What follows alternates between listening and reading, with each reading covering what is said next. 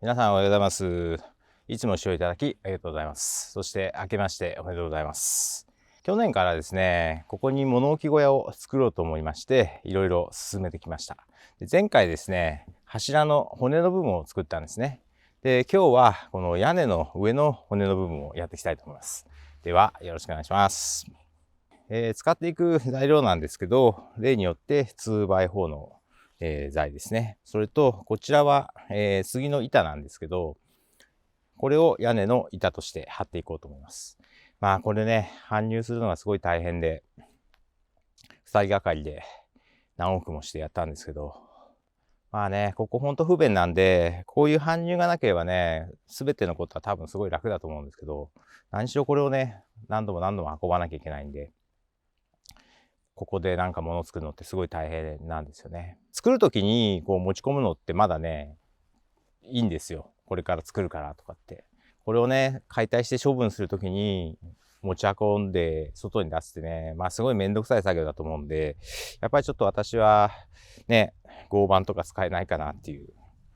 まあこの木はですね、まあこれ中国の杉の板みたいなんですけど、まあ無垢の木なんで、まあ日本産じゃなくてもね、そんなに悪いことはないかなと思います。まあ、かなり安かったので、これ4メートルで1000円以下なんですね。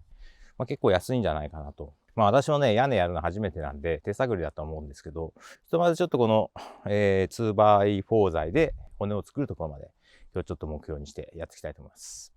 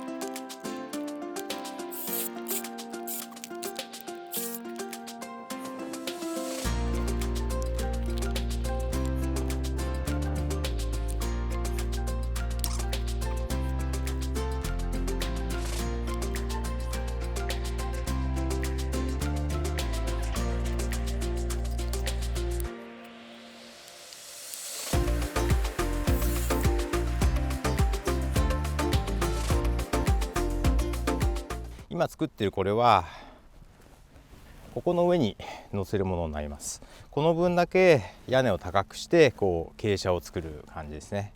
やっぱり傾斜がないと水が流れていかないので、やっぱり小屋作りで一番大事なのって多分屋根だと思うんですよね。屋根がしっかりしてれば建物は持ちますけど、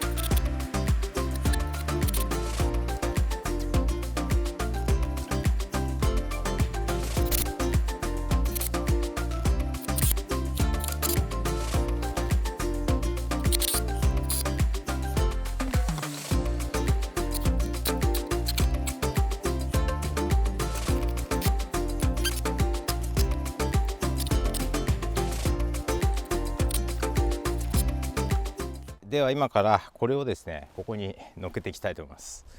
どうやって乗っけるかなんですけど、ね、ちょっと慎重にいきたいと思います。あ、そんな重くないや。全然大丈夫だ。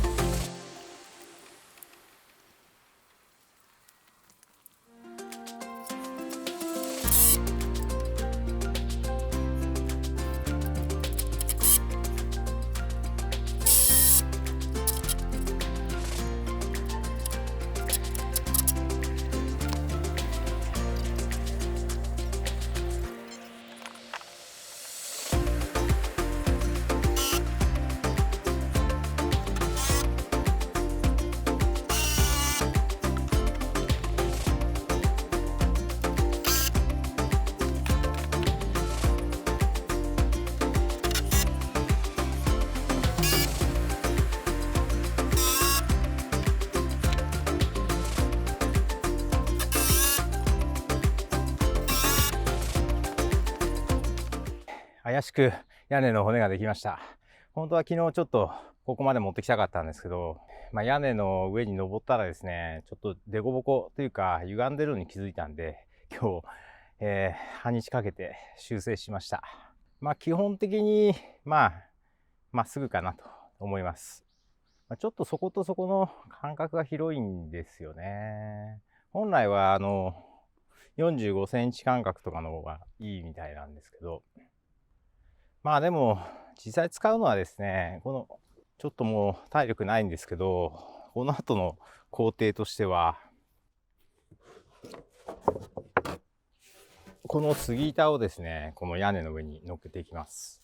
これ2ミリぐらいあるんで、隙間ぐらいは大丈夫かなという気がしてます。ちょっと試しに上に置いてみますね。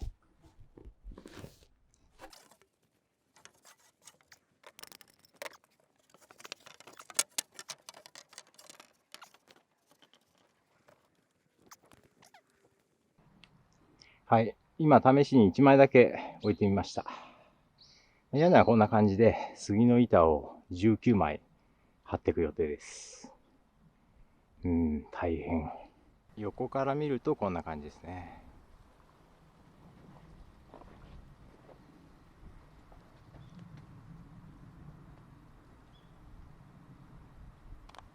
初めて屋根材を上に置いてみたんですけど、なんとかいけそうですね。